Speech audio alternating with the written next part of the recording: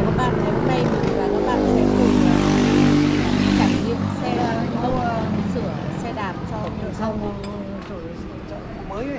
dạ. Bán các loại xe. Không để cuối tuần cháu đi. Kể cả bây giờ ra họ bán.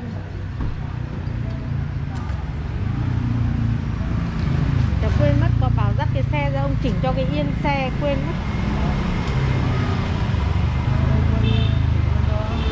Vâng.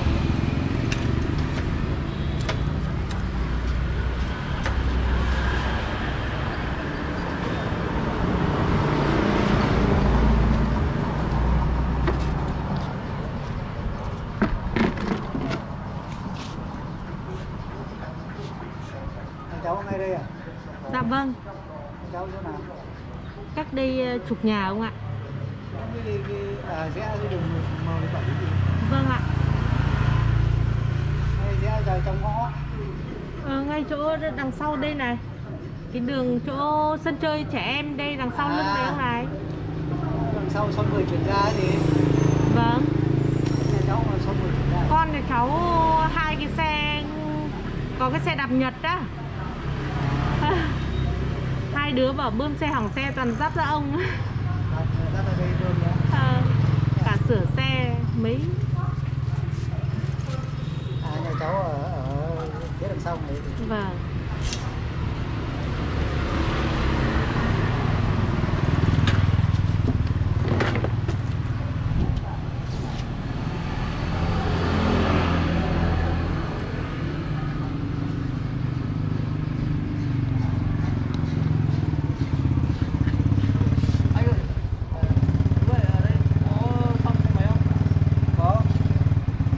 Thay à? Mang đây ra thay cho.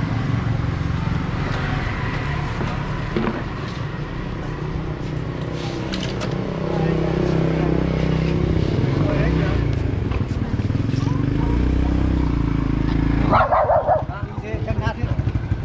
Vâng, thay luôn.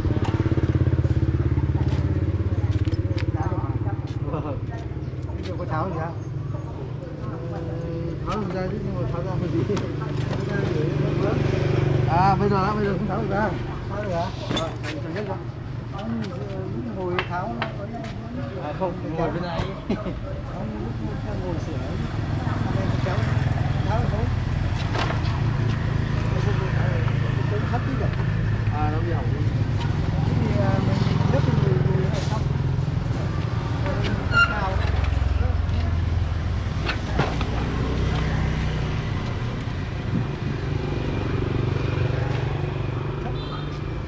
Ok rồi.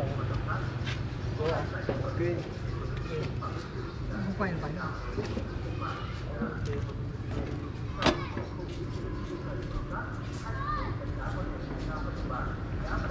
Ngoài phương Tây vậy. Hả?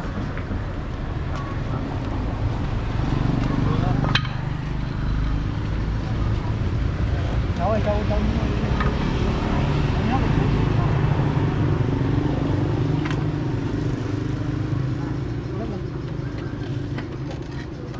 Được chưa? Đấy, thôi hãy.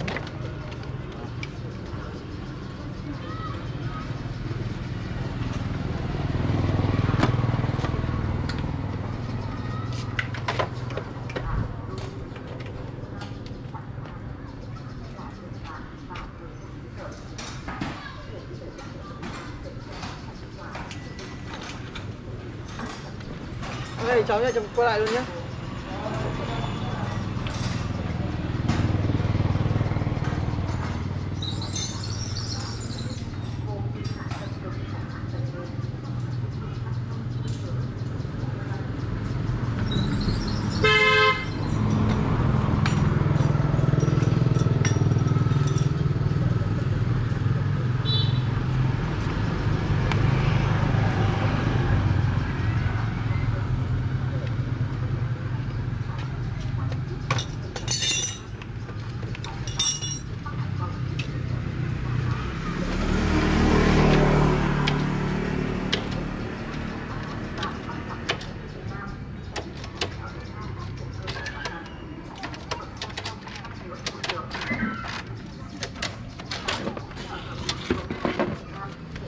Ông để cháu ấn xuống cho.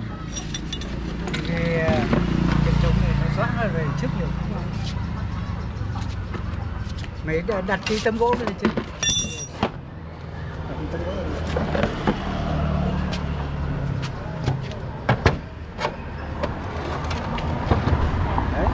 Nó lên chân phải giữ đấy.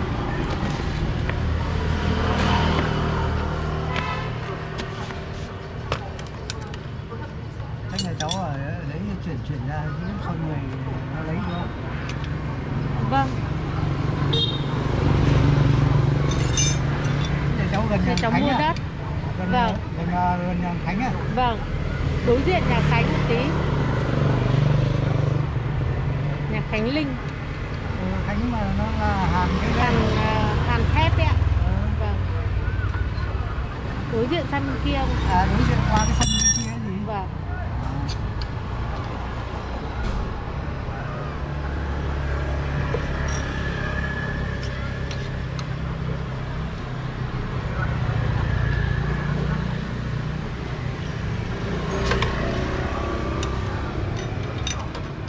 Đấy, ở đây có cái nhà sửa chữa xe máy này. Vâng. Nhà cháu gần cái nhà này á? Vâng, nhà cháu phía đầu đường bên này.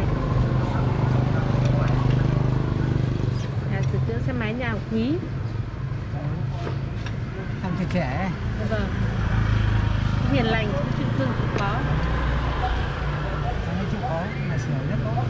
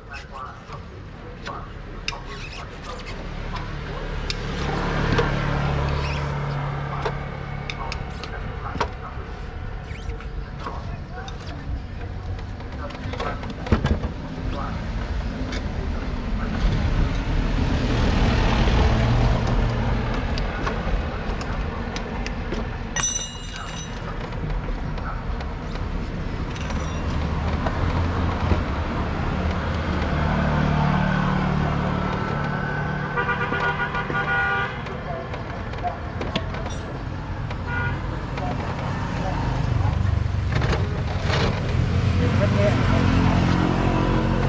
Ô, rất nhẹ.